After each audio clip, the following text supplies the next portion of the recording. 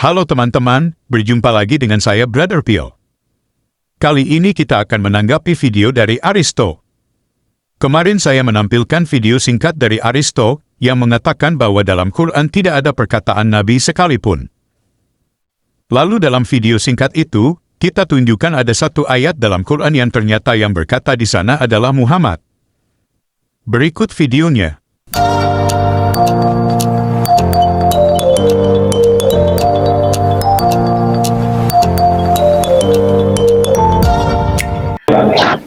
Di sebelah kanan saya Al-Quran.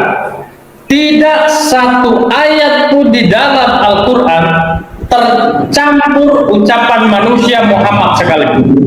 Kalau saja ini tercampur dengan ucapan Nabi Muhammad, maka saya tidak memilih menjadi Islam.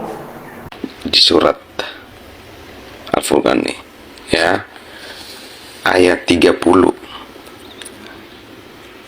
Rasul Nabi Muhammad berkata, saya ulang, Rasul Nabi Muhammad berkata, wahai Tuhanku, sesungguhnya kaumku telah menjadikan Al-Quran ini sebagai sesuatu yang diabaikan. Ini kan Muhammad yang berkata di sini. Gimana tuh Bang? Mohon pencerahannya. Aduh, saya rasanya mau ketok kepalanya, maaf ya, jangan marah. Nakal, nggak tahu ngomong gitu ya. Kenapa saya bahas lagi video pendek tersebut? Karena setelah saya membaca kolom komentar dari video pendek tersebut sangat menarik. Berikut komentar dari saudara Abdul Muhammad 28101. Kalau cara memahami Al-Quran seperti orang ini, maka dapat dikatakan bahwa Al-Quran itu isinya lebih 90% perkataan manusia seperti Nabi Adam AS, Nabi Nuh, Nabi Ibrahim AS, Nabi Musa AS, Nabi Isa AS, Nabi Muhammad SAW, dan lain-lain.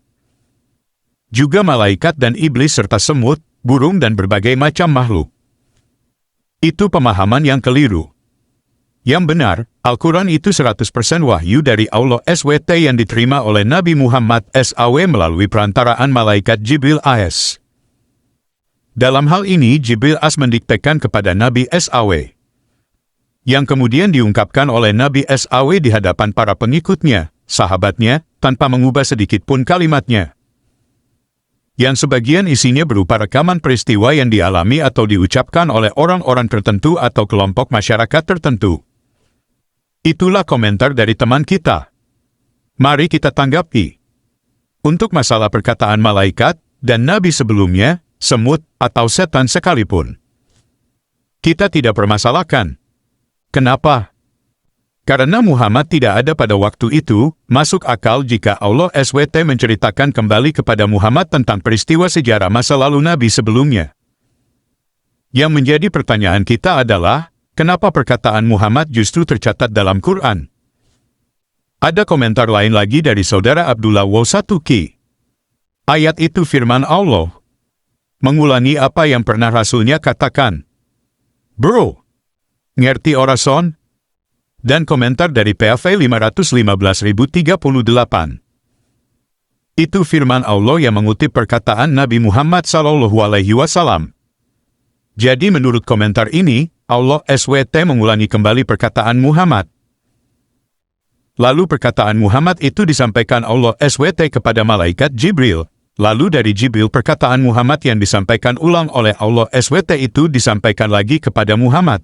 Lalu dari Muhammad perkataannya yang diulang oleh Allah SWT disampaikan kepada umat, maka jadilah ayat Quran.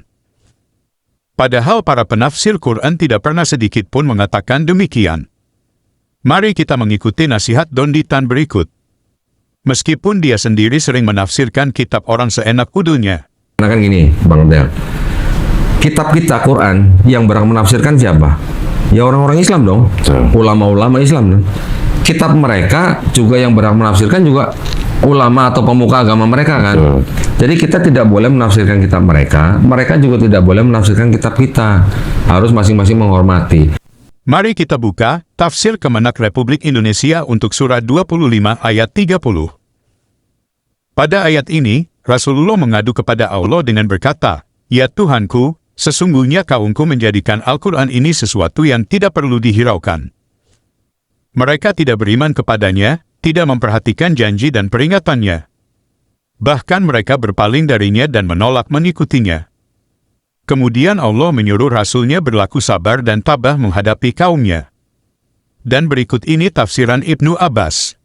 And the messenger, Muhammad, PBUH, saith, O my Lord, lo, mine own folk make this Quran of no account. They speak ill of it, they do not believe in it and do not act upon its teachings. Yang artinya, dan Rasulullah SAW bersabda, Ya Tuhanku, lihatlah, kaumku sendiri menganggap Al-Quran ini tidak berarti apa-apa. Mereka menjelek-jelekannya, tidak mengimaninya, dan tidak mengamalkan ajarannya. Mari kita pindah ke tafsiran Al-Jalalain. And the messenger Muhammad says, O my Lord, lo, my people the tribe of Quraysh consider this Quran as something to be shunned, to be disregarded. Yang artinya, dan Rasulullah SAW bersabda, Ya Tuhanku, lihatlah.